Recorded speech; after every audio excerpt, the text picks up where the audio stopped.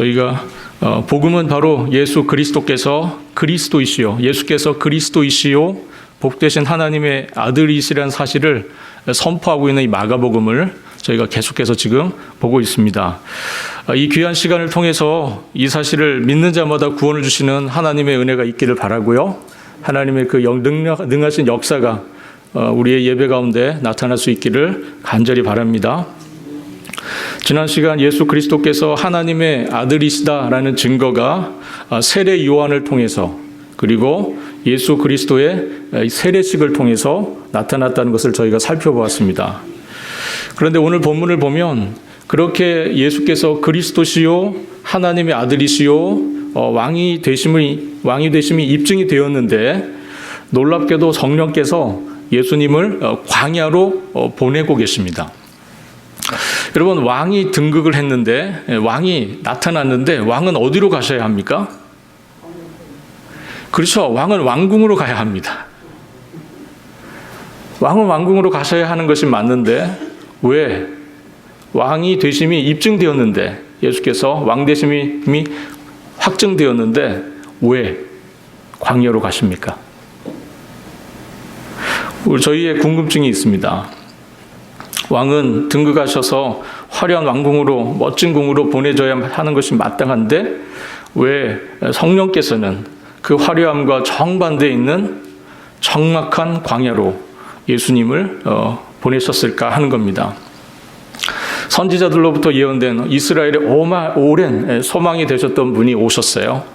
바로 메시아 되신 그리스도이시죠. 예수께서 오셨는데, 그리고 세례를 통해서 직접 하나님께서 이는 내 사랑하는 아들이요 내 기뻐하는 자라고 하는 이 말씀까지도 선포되었는데, 그럼에도 불구하고 왜 굳이 예수께서 광야로 가셔야 하는가 하는 겁니다.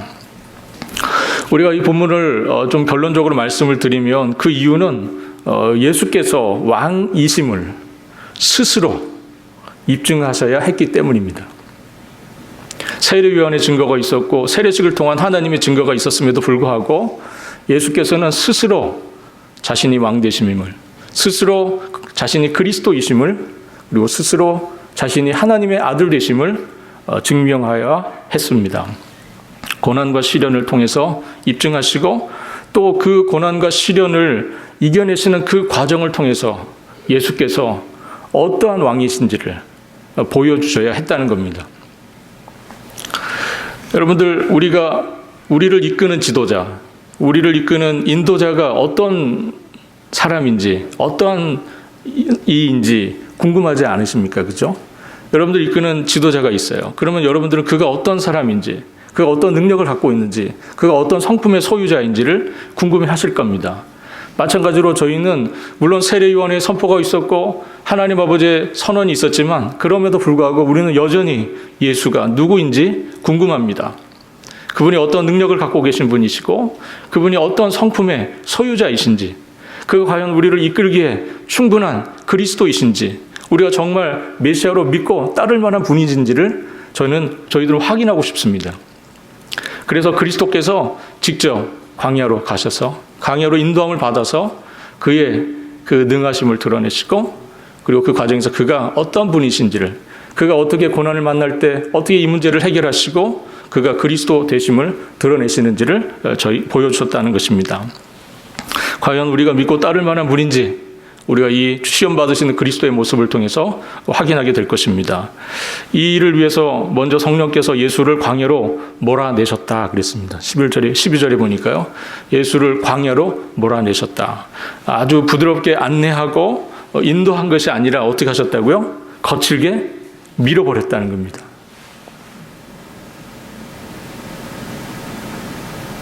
여러분, 우리가 보통 성령의 충만함을 입을 때 우리가 일반적으로 기대하는 모습은 어떤 겁니까? 우리 이 앞에 보니까 예수님께서 세례식을 받을 때 성령께서 임하시잖아요.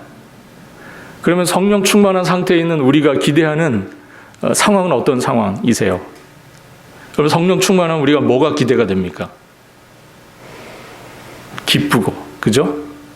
즐거움이 넘치고, 확신이 넘치고, 모든 두려움이 떠나가고 하는 그런 상태를 기대할 겁니다.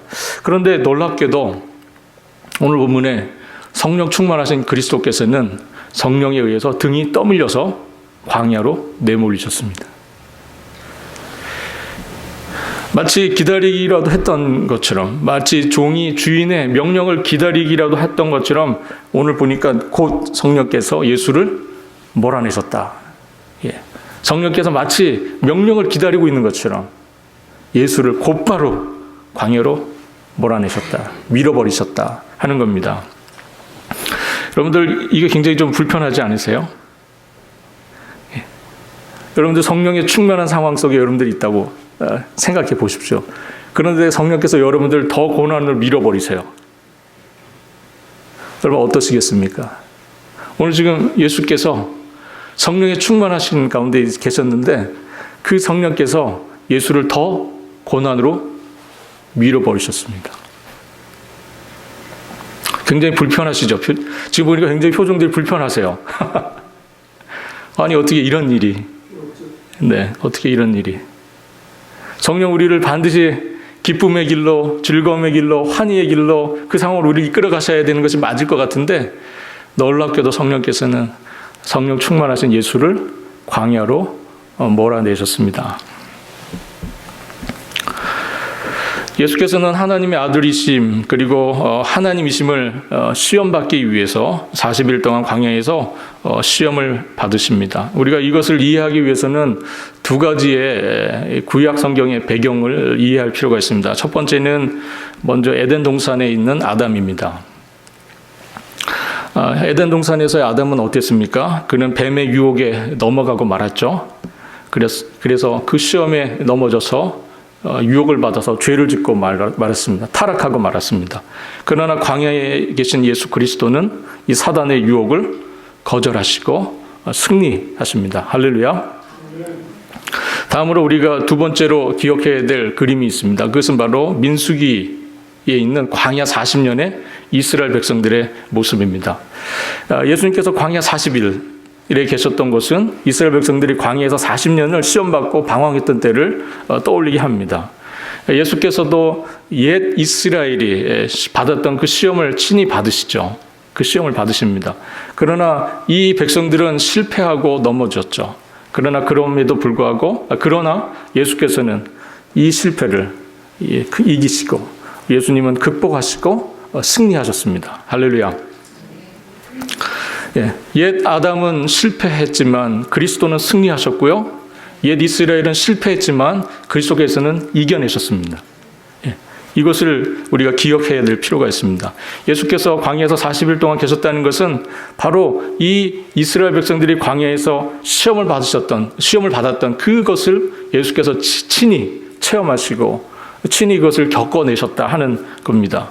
예수께서 이스라엘 백성들이 시험을 받았던 그 시험을 자신과 동일시하시고 그들의 실패와 아픔을 자신의 아픔과 어려움으로 받아들이시고 그것을 동일시하시고 그것을 이겨내시고 승리해내셨다 하는 것을 보여주고 있다는 것입니다. 같이 한번 히브리서 말씀을 보겠습니다. 히브리서 2장 18절 말씀에 그가 시험을 받아 고난을 당하셨은즉 시험받는 자들 등이 도우실 수 있느니라 그랬습니다. 그리고 4장 15절에 우리에게 있는 대제사장은 우리의 연약함을 동정하지 못하실 리가 아니요 모든 일에 우리와 똑같이 시험을 받으신 이로되 죄는 없으시니라 그랬습니다.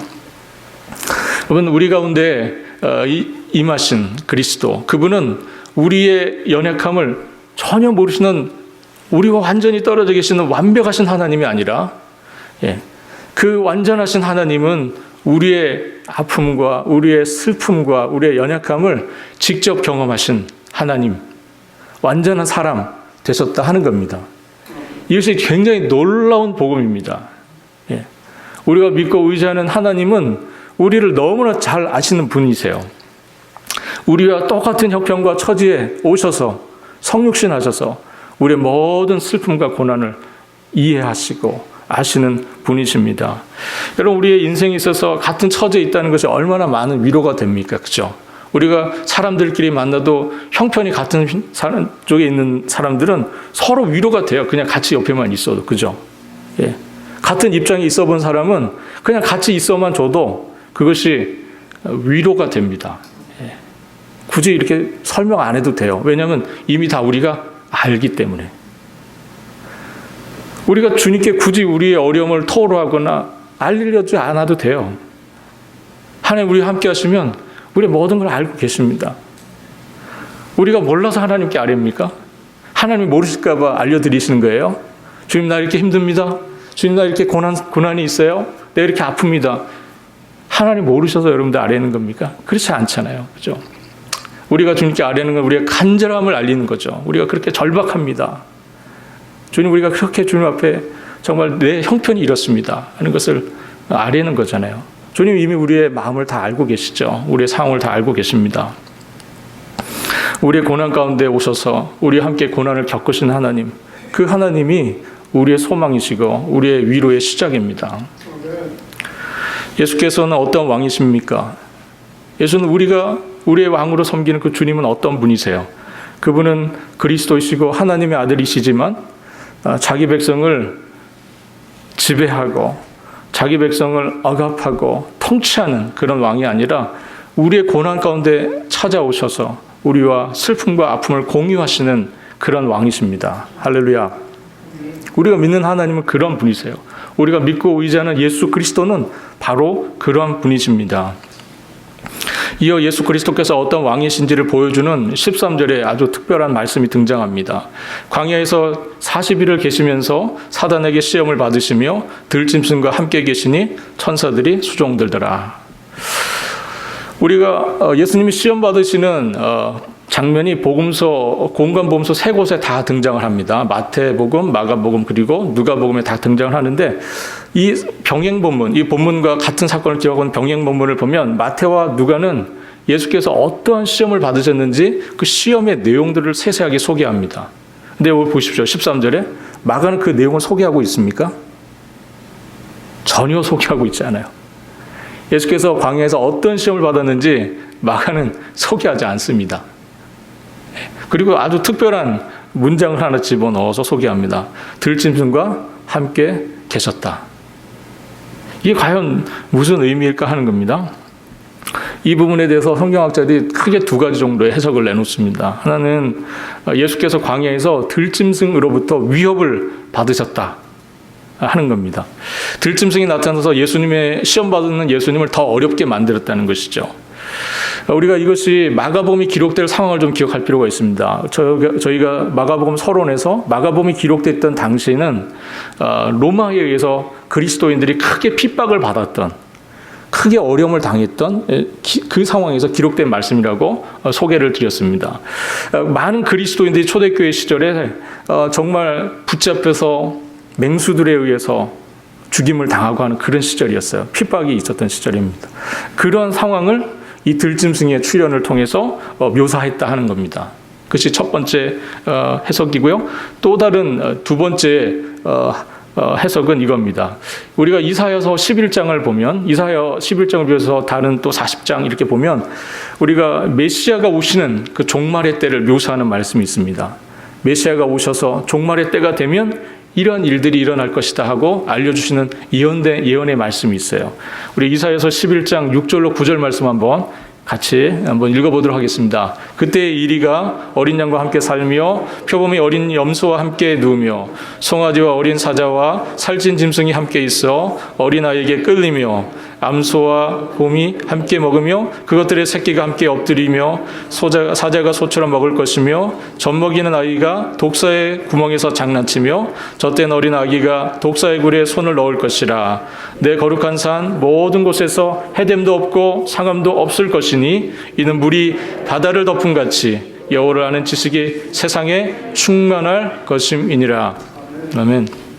이 말씀처럼 그리스도는 곧 메시아께서 오시게 돼서 그분이 이루실 하나님의 나라, 메시아가 오셔서 만들어주실 하나님의 나라, 그 나라가 어떤 나라입니까? 상함도 해됨도 없는 나라. 그 구체적인 예들이 나오죠. 어떤 예들이 쭉 나옵니까? 이리가 어린 양과 함께 삽니다. 불안해서 살겠습니까? 어린 양이 불안해서 살겠습니까? 이리가 옆에 있는데? 이 세상 같았으면 못 살 거예요. 못 살 거예요.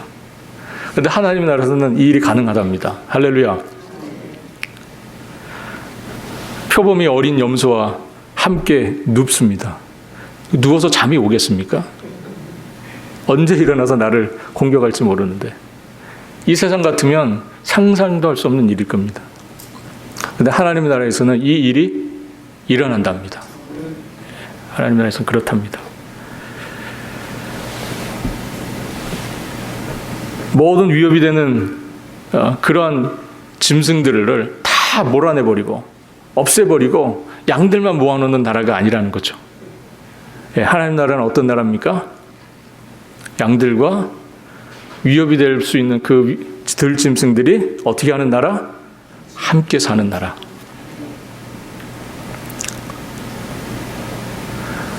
어제 나에게 위협이 되고 나에게 상함을 주고 나에게 해를 끼쳤던 그 존재가 함께 살 수 있는 나라. 하나님의 나라입니다. 할렐루야. 별로 반갑지 않으세요? 이 세상 같았으면 같이 살 수 없을 겁니다. 이 세상 나라 같았으면 함께 할 수 없을 거예요. 그런데 하나님 나라에서는 이 일이 이루어질 것이다. 그리스도께서 우리를 다스려 주시면, 하나님의 통치가 이루어지면 이 일이 우리 가운데 일어나게 될 것이다. 우리 주님께서 이렇게 말씀하고 계십니다. 바로 이것이 이 그리스도의 성품, 이 그리스도의 통치가 이루어지는 나라가 바로 하나님의 나라입니다. 예수님께서는 광야에서 시험 받으시면서 이 하나님의 나라를 우리에게 말씀하시고 이 하나님의 나라가 나의 통치를 통해서 이루어지게 될 것이라고 우리에게 말씀하고 계시는 겁니다. 14절과 15절 같이 보겠습니다. 요한이 잡힌 후 예수께서 갈릴리에 오셔서 하나님 나라의 복음을 전파하여 이르시되 때가 찼고 하나님의 나라가 가까이 왔으니 회개하고 복음을 믿으라. 바로 이 하나님 나라가 이제 가까이 왔으니 뭐하라? 회개하고 복음을 믿으라 하는 거예요. 이 하나님 나라가 이제 가까이 왔다는 거예요. 때가 되었다 하는 주님의 선언이십니다. 예수님이 이제 이 선포를 통해서 공생애를 본격적으로 시작하고 계십니다. 먼저 예수님께서 이 공생애를 시작하는 시점이 재미있게도 요한이 잡힌 후라고 소개가 되어 있습니다. 예수님께서 요한이 잡힌 후에, 세례 요한이 잡힌 후에 갈릴리에 오셔서 하나님의 나라의 복음을 전파하기 시작했다고 말씀합니다. 예수님께서 본격적으로 하나님 나라의 사역을 시작하신 그 시기를 왜 굳이 요한이 잡힌 후로 특정했을까 하는 것을 좀 저희가 생각해 볼 필요가 있습니다. 어떤 의미에서는 예수님은 요한의 퇴장을 기다리셨던 것 같아요. 앞에서 요한은 어떤 일을 했습니까? 예수님의 오실 길을 예비했던 선지자였잖아요. 주의 오실 길을 예비하고 그가 오시도록 열망하고 그의 길을 준비했던 사람이 세례 요한이었습니다. 그러나 세례 요한이 헤롯에 의해서 이제 핍박을 받으면서 그가 잡혀서 퇴장을 하게 되고 이제 그가 그렇게 소개하고 그 길을 준비하고 예비했던 그리스도께서, 예수께서 이제 본격적으로 입장하시는 그런 상황을 묘사하고 있습니다. 이때 예수님께서 하시는 첫 번째 말씀이 뭐였습니까? 때가 찼다 하는 것입니다. 때가 찼다. 그래서 때가 찼다고 하는 말은, 이 때라고 하는 단어는 이제 카이로스라는 단어를 쓰고 있습니다. 그런데 갈라디아서 4장에 보면 또 비슷한 표현이 나오죠. 뭐라고 나오죠? 갈라디아서 4장에 보면 때가 참에, 때가 참에 하나님이 그 아들을 보내셨다. 그리고 갈라디아에서 말씀합니다. 갈라디아서 4장 4절을 보시면 그렇게 되어 있는데요. 그런데 갈라디아서 4장 4절에 때라고 번역된 단어는 크로노스라는 단어입니다. 그래서 같은 때라고 번역은 했는데 그 단어가, 사용된 단어가 달라요. 헬라 사람들에게서는 시간은 두 가지 개념이 있습니다. 하나는 우리가 이 시계로 이렇게 보는 시간이죠. 제가 지금 굉장히 이 시간에 압박을 받고 있어요.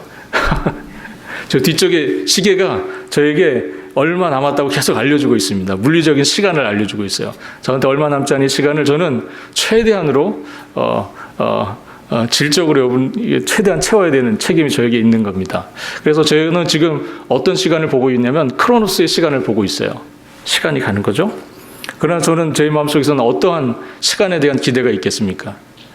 질적인 의미가 있는 카이로스의 시간. 시간은 가는데 시간 가는 줄 모르는 시간들이 있잖아요. 그런 거 경험해 보셨죠? 이걸 카이로스의 시간, 의미로 충만한 시간. 그러나 물리적으로 계속 가는 시간이 있습니다. 시간을 보면 계속 지나가요. 이게 크로노스의 시간입니다. 예수님께서는 지금 뭐라고 말씀하시는 겁니까? 그 의미 있는 시간, 정말 하나님의 구원을 이루는 그 역사적인 시간, 그 순간이 이제 뭐 했다? 거의 다 되었다는 거예요. 하나님의 구원을 계획하신 그 때가 이제 다 되었다. 그렇게 말씀하시면서 복음을 믿으라, 회개하고 복음을 믿으라, 이렇게 주님이 선언하시면서 공생애를 시작하십니다. 예수님께서 이제 하나님의 나라가 가까이 왔다, 이렇게 말씀을 하셨는데요. 이것은 이제 하나님의 나라가 이곳에 왔다, 그런 뜻입니다. 하나님의 나라가 이곳에 왔다. 하나님의 나라는 어떤 나라입니까? 하나님이 왕이 되시는 나라입니다. 하나님이 왕이 되시는 나라. 그러므로 하나님과 하나님의 아들이 다스리지 않는 나라는 하나님의 나라가 아니죠. 예. 하나님이 다스리지 않는 나라는 하나님의 나라가 아닙니다. 그것은 세상 나라일 겁니다. 하나님이 다스리셔야 그것이 하나님의 나라가 되는 것입니다. 이게 복음입니다. 할렐루야. 하나님이 통치하셔야 하나님의 나라이고 그것이 우리에게 복음이죠. 만약에 하나님이 아닌 다른 존재가 통치하고 있다면, 그 다스림 아래에 있다면 그곳은 하나님 나라가 아니고요. 그것은 세상 나라가 되고 그것은 복음이 아닐 겁니다. 그럼 하나님의 나라가 이곳에 왔다, 우리 주님께서 이렇게 말씀하고 계세요. 여러분, 하나님의 나라가 정말 우리 가운데 임하였습니까?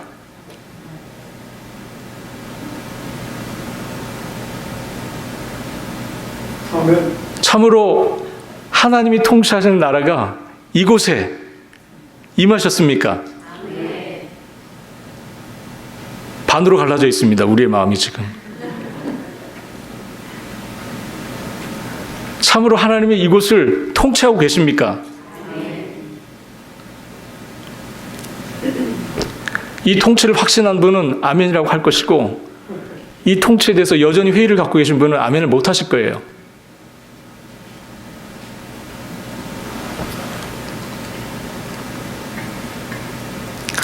바로 근데 우리 주님께서 이곳에 임하셔서 우리를 다스려 주시기를 바랍니다. 그래서 하나님의 나라가 이곳에 이루어지기를 소망합니다. 그것이 복음이죠. 그런데 이 하나님의 나라가 우리에게 요구하는 것이 있습니다. 그것은 바로 회개하고 복음을 믿으라는 것입니다. 회개와 믿음이라는 이 두 단어를 우리가 좀 주목할 필요가 있습니다. 우리가 회개를 얘기하면 매번 죄를 생각하고 자신이 지은 죄를 생각하게 됩니다. 그래서 마음에 찔림이 오죠. 예, 그것이 바로 우리가 회개를 얘기할 때 늘 떠올려지는 상황입니다. 그런데 여기에서는 물론 그런 개인적인 회개, 그리고 그 자신의 우리의 내면에서 이루어지는 그 회개도 중요하지만, 그 죄도 중요한 의미가 되지만, 여기서 말씀하는 회개는 그런 개인적인 죄를 포함해서 그 의미와 범위가 사실은 더 훨씬 넓고 포괄적인 총체적인 의미에서 회개를 의미하는 것입니다. 우리가 회개를 한다는 이 말의 원래 뜻은 방향을 바꾼다, 턴한다, 그런 뜻입니다. 방향을 바꾼다는 것이죠. 여러분, 이 당시에 사람들, 이 당시에 이 초대교회 시절에 지중해 연안에 있었던 사람들은 모두 다 어떤 삶의 방식을 가졌을까요? 로마, 헬라식의 사고방식에 다 빠져 살았던 사람들입니다. 왜냐하면 그 당시에 헬라가 그 시대를 점령하고 지역을 넓게 통치하고 있었고요. 그 다음에 로마가 그 지역을 다 통치하고 있었습니다. 그래서 이 사람들은 헬라식으로 생각하고 로마식으로 다 생각했어요. 그것이 그 시대의 아주 강력한 가치관이고 모든 사람들이 따랐던 삶의 방식이었어요. 여러분, 로마식, 헬라식의 사고방식과 그런 삶의 라이프 스타일은 어떤 거였을까요?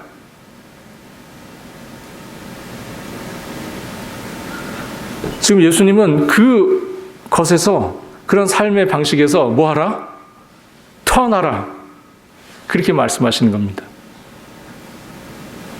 물론 우리가 예수 믿어서 의로움을 얻는 이 이신칭의의 회개의 의미도 이 안에 분명히 있을 겁니다. 그러나 주님께서 지금 마가복음 전체를 우리가 읽어볼 때 가장 많이 등장하는 단어가 예수님 외에 누가 많이 등장한다고 말씀드렸죠? 제자들이 많이 등장한다고 말씀드렸습니다. 지금 마가복음은 하늘나라의 복음과 더불어서 그 복음을 받아들이고 사는 제자들의 삶에 대해서 강력하게 많은 도전의 메시지를 주고 있는 성경이 이 마가복음입니다. 오늘 우리에게 그런 삶으로부터, 그런 로마 헬라식의 사고방식과 가치관으로부터 떠나라는 거예요. 그리고 예수의 삶의 방식, 예수의 가치관, 예수가 중요하게 생각하는 것, 예수가 소중하게 생각하는 그 모든 것을 따라서 삶의 방식을 바꾸라. 그렇게 말씀하고 있는 겁니다. 그래서 믿음이라고 하는 것의 의미로 우리가 넘어가서 보면 이것은 이신칭의 믿음도 포함하지만 좀 더 다른 의미에서 이 믿음이라고 하는 것은 신실하다 그런 뜻이잖아요. 믿을만하다. 일관성이 있다는 것입니다. 일관성이 있다. 우리가 비가 오나 눈이 오나 남이 보나 보지 않나 관계없이 아주 일관되게 똑같이 행동하는 사람을 우리가 어떻게 표현합니까? 믿을만하다. 그렇죠. 믿을만하다. 지금 하늘나라의 복음을 받아서 회개했던 이 사람들이 지금 교회 안에 모여 있었어요. 그런데 이 사람들이 자칫 잘못하면 유혹을 받아서 어떻게 될 상황입니까? 세상으로 다시 돌아갈 판이에요. 왜냐하면 교회를 향한 아주 대대적인 핍박이 일어나고 있었고요. 너무나 큰 핍박이 있었기 때문에 많은 그리스도인들이 배교하는 시절이었습니다. 교회를 떠나갔어요. 핍박을 견디지 못해서. 그런 수많은 그리스도인들이 있었던 그 시대에 마가복음을 통해서 하나님께서 주시고자 하는 메시지는 신실하게 믿음을 지키려 하는 것이죠. 신실하게 복음 안에 매여 있으라 하는 그런 메시지를 주시는 겁니다. 우리가 일관되게 주님의 제자로 살아갈 것을 마가복음이 우리에게 말씀하고 있는 겁니다. 우리가 어쩌다 가끔 그리스도인이 아니라 언제나 늘 항상 그리스도인으로 살아가야 한다는 것입니다. 이어서 16절로 20절까지 해서 우리 주님께서 이 하늘나라를 이루기 위해서 아주 중요한 일 하나를 하시는데 바로 이 하늘나라 복음을 전하는 일, 그리고 이 하늘나라를 이루는 일 위해서 제자들을 부르고 계십니다. 그런데 이 예수님께서 제자들을 부르는 그 장소가 어떤 장소입니까? 어떤 신비하고 외딴 그런 장소가 아니라 매일 제자들이 일하는 일터였어요. 매일 일하는 그 생활의 한 복판으로 예수님께서 가셔서 그 제자들을 만나십니다. 그리고 제자로 콜링을 하세요. 우리가 이 장면을 통해서 기억할 것은 하나님의 나라의 복음의 시작, 그리고 그 일을 위해서 수고할 일꾼들은 어디서부터 얻어지는 겁니까? 우리가 산속을 들어가서 신령한 사람을 만나야 되는 겁니까? 어디 사막에 가서 은둔자를 만나야 되는 겁니까? 그렇지 않죠. 예. 하나님 나라의 일꾼은 우리의 삶의 자리에서 콜링되는 겁니다. 예. 여러분들 자신이 다 예수의 제자로 여러분들 삶의 자리에서 다 부름을 받으신 거예요. 또한 우리가 이 장면에서 기억해야 할 것은 예수께서 하나님 나라를 선포하신 후에 하신 일이 바로 제자들을 부르는 일이었다는 사실입니다. 예수님께서 그 제자들을 부르시면서 하셨던 말씀이 뭐였습니까? 우리가 오늘 본문에 나오진 않지만 예수님께서 베드로에게 그리고 제자들에게 너희는 사람을 낚는 어부가 되게 하겠다. 내가 너희로 사람을 낚는 어부가 되게 하겠다. 주님께서 이렇게 말씀을 하셨습니다. 이것은 뭐냐면 이들의 주된 관심사는 뭐였습니까? 물론 우리가 일상을 통해서 생활 속에서 열심히 일하고 우리가 여기서 일을 해서 돈을 벌고 우리의 가족을 건사하고 우리가 사회에 또 유용한 일들도 하면서 사는 그 일도 굉장히 중요하지만 주님께서 지금 우리에게 이 관심을 어디로 옮기고 계세요? 너는 사람을 낚는 어부가 되게 할 거야. 이렇게 말씀. 관심을 지금 일에서 사람에게로 우리 주님께서 그 관심을 바꿔주십니다. 여러분들 일상에서 일을 하시면 관심이 다 어디에 있으세요? 다 일에 있으시잖아요. 가사, 그리고 집안일, 그리고 뭐 일하실 때 하는 일에 계속 이렇게 다 관심이 가 계시죠. 근데 우리 주님께서 그 삶의 자리에서 관심을 지금 어디로 두라는 겁니까? 영혼, 사람에게 두라. 주님께서 그렇게 말씀하고 계시는 겁니다. 너희들의 관심을 사람에게 두라. 인간 그 자체에 두라. 이렇게 말씀하시는 겁니다. 결국 하나님의 나라는 어떤 나라입니까? 하나님의 나라. 하나님의 나라는 하나님이 왕이 되시는 나라, 그리고 그 왕 되신 하나님을 섬기는 백성들이 모여 있는 곳. 그것이 바로 하나님의 나라죠. 왕이 계신데 백성이 없다면 그 나라는 어떤 나라일까요? 나라가 될 수가 없겠죠. 왕만 있으면 그 어떻게 나라가 되겠습니까? 하나님께서 왕이 되시고 통치하시고 그 하나님의 선택받은 백성들, 택감받은 백성들이 모여 있는 곳, 그것이 바로 하나님의 나라, 주님의 교회 아닙니까? 그죠? 네, 하나님의 나라가 되는 겁니다. 예수님께서 이 땅에 오셔서 예수를 따르는 제자들을 통해서 하나님의 나라를 이루어가기를 원하셨습니다. 우리가 정말 놀랍고 아름다운 그 하나님 나라를 이 제자들을 통해서 이루어가시기를 주님께서 원하셨어요. 그런데 이 일을 위해서 제자로 부름받는 일이 참 쉽지 않은 일입니다. 주님께서 주님을 따라가야 되죠. 일단은요. 나를 따르라 이렇게 요청하시지 않습니까? 나를 따라가라 하는 그 말씀을 따라서 우리가 따라가야 하는데, 오늘 본문을 보니까 시몬과 베드로죠. 시몬과 안드레, 요한과 야고보 순차적으로 주님께서 만나세요. 그러면서 예수님께서 나를 따르라 이렇게 말씀하십니다. 나를 따르라. 잠깐 나랑 얘기 좀 해보자 이게 아니에요. 여러분, 이 문장은 아주 심플하지만 이게 정말 쉽지 않은 말씀입니다. 우리가 잠깐 가서 커피 한잔 하면서 얘기 좀 해볼까 이게 아닙니다. 다 두고 나를 따르라 하시는 거예요. 와, 이거 쉽지 않습니다.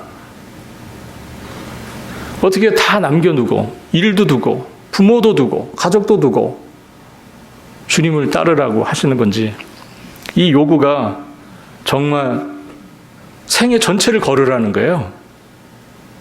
이게 정말 쉽지 않은 주님의 요구십니다. 그런데 놀라운 것은 예수님께서 예수님부터 이 요구를 받고 주님을 따랐던 제자들이 나중에 우리가 성경 전체를 보면 이 사람들이 가족을 다 진짜 버리고 간 것 같지는 않아요. 베드로가 아내가 있었고, 그죠? 가족들이 있었습니다. 그리고 우리가 보면은 제자들 나중에 보면 어떻게 합니까? 자기 일로 다시 돌아가잖아요. 예수님이 십자가에 달려 죽으시고 시리에 빠져서 이 사람들 자기 일로 다시 돌아가요. 예전에 했던 일로. 그런 걸 보면 정말 이 사람들이 다 모든 것을 남겨두고 버려두고 간 것 같지는 않아요. 보면요. 이 말씀의 의미는 뭘까요? 다 버려두고 나를 따르라. 이 주님의 말씀의 의도는 무엇일까 하는 겁니다. 그것은 아마 너희들의 삶의 우선순위를 새롭게 하라, 그런 말씀일 겁니다. 너희들에게 중요했던 그 일보다도 영혼들에 대한 새로운 관심을 삶의 우선순위로 두기를 바란다. 너희가 중요하게 생각했던 가족관계, 그거보다도 그리스도와 주님과의 관계를 앞서 가져가기를 바란다. 그런 요구가 아니실까 생각됩니다. 우리 주님께서 우리는 다 우리 주님의 제자로 우리 확신하고 있는데, 우리가 정말 삶의 모든 거 다 뒤로 하고 정말 교회에만 모여 있어야 할까요? 여러분들 다 가족들 다 버려두고 여러분 우리의 교회 안에만 다 모여 계셔서 정말 하나님 나라의 일만을 우리가 해야 되는 걸까요? 오늘날 우리의 주님이 우리를 부르시는 그 부르심은 뭐가 되겠습니까? 우리를 부르시는 그 주님의 부름은 우리의 일에 있어서, 우리의 관계에 있어서 모든 삶의 우선순위, 그것을 어디에 두라는 겁니까? 주님의 콜링, 그 부르심에 두라는 말씀이겠죠. 우리가 일을 할 때도 우리의 일 속에서 가장 중요한 것은 뭡니까? 하나님 나라의 일이 되어야 하고, 우리가 가족과의 관계에 있어서도 물론 사랑하는 아내, 사랑하는 자녀들, 사랑하는 지인들, 모든 관계가 다 소중하고 중요하죠. 어느 거 하나 중요하지 않은 게 없을 겁니다. 그러나 그럼에도 불구하고 주님과의 관계가, 우리 주님과의 관계가 더 앞서야 한다 하는 것입니다. 그 주님과의 관계 속에서 우리의 아내도, 우리의 남편도, 우리의 자녀들도 그 관계 속에서 새로워져야 할 것이고, 아마 우리가 주님을 배제하고 열심히 관계를 쌓는 그것보다도 우리 주님이 우리의 관계 속에 들어오시면 더 은혜롭고 더 복되고 더 아름다운 관계로 우리의 삶이 발전할 겁니다. 주님을 배제한 관계보다는 사실 주님이 함께하는 관계가 사실은 우리에게 더 복된 기회들을 줄 겁니다. 여러분, 오늘 말씀을 좀 정리해 보겠습니다. 오늘 주님께서 왕이시기죠. 왕이시고 하나님의 아들이시고 왕으로 이 땅에 오셨습니다. 그 주님께서 꿈꾸셨던 하나님의 나라가 어떤 나라인지를 저희가 살펴봤습니다. 우리 주님께서 꿈꾸셨던 하나님의 나라는 어떤 나라입니까? 적대하는 세력들도 새롭게 화해를 이루고 평화를 이루는 그런 나라입니다. 이사야서에서 말씀하시는 그 하나님의 나라. 그 하나님의 나라일 겁니다. 우리 주님께서 그것을 이루실 만한 능력이 있으신 분이시죠. 그 주님께서 그 나라를 이루기 위해서 우리에게 회개를 요청하시고 복음을 믿을 것을 요청하시고 주님의 제자로 우리가 주님을 따라갈 것을 요청하십니다. 우리 모두가 그 주님 앞에 제자로 부름을 받아서 우리가 헌신을 다짐하고 주님의 나라의 일꾼으로 우리가 새롭게 부름을 받았다는 사실을 우리가 함께 기억할 수 있기를 바랍니다. 우리 주님께서 우리를 부르셨을 때 여러분 그 순종을 위해서 우리가 버려두고 남겨둬야 할 것이 무엇인지를 우리가 좀 생각해 보았으면 좋겠습니다. 참으로 우리가 남겨두고 버려둬야 할 것이 무엇인지, 우리의 삶의 우선순위가 정말 하나님의 나라에 있는지 그것을 우리가 점검하는 그런 시간이 될 수 있기를 바랍니다. 오늘 이 말씀이 우리들의 흐트러졌던 신앙의 모습을 새롭게 하고 신앙의 옷깃을 새롭게 여미는 그런 시간이 될 수 있기를 바랍니다. 기도하겠습니다. 하나님 아버지, 주님의 사랑하는 제자들 부르시고 하나님 나라의 일꾼으로 하나님 부르신 이 놀라운 사실을 저희가 기억하며 저희도 이 부름 앞에 하나님 초청되었음을 기억하며 주님 감사와 영광을 주님께 돌립니다. 주님, 저희들이 주님을 따르기 위해서 우리가 버려두고 남겨둬야 할 것들을 기억하며 주님 정말 우리의 삶의 우선순위에 주님을 두고 정말 영혼들을 더 사랑하고 주님과의 관계를 더 깊이 헤아리는 저희들의 삶이 되게 하여 주시고 하는 그 일들 속에서 정말 먼저 그의 나라와 그 일을 구하는 자들에게 이 모든 것들을 더하겠다고 하신 주님의 축복의 말씀이 실제로 우리의 삶에서 이루어지는 놀라운 복을 경험하는 주의 백성들이 다 될 수 있도록 주님 인도하여 주옵소서. 하나님, 우리의 삶에 정말 주님의 나라, 주님의 의를 더 추구하고 열망하는 그러한 복된 모습이 있게 하여 주시기를 주님 간절히 원하고, 주님 우리가 주님의 제자로서 신실하게 주님을 높이며 주님을 앞세우며 나갈 수 있는 주의 백성들이 될 수 있도록 주님 인도하여 주옵소서. 하나님, 우리가 포기해야 될 것이 무엇인지를 알게 하여 주시고 우리가 정말 내려놓아야 할 것들이 무엇인지를 깨닫게 해주시는 귀한 시간 될 수 있기를 원합니다. 하나님 아버지, 그것이 물질이든지 하나님 우리의 원한 성품이든지 그것이 어떠한 것이든지 주님 앞에 정말 내려놓고 온전히 주님만을 바라보며 나아갈 수 있는 주의 백성들이 될 수 있도록 주님 인도하여 주옵소서. 감사드리며 우리의 주님 되시는 예수 그리스도의 이름으로 기도합니다. 아멘.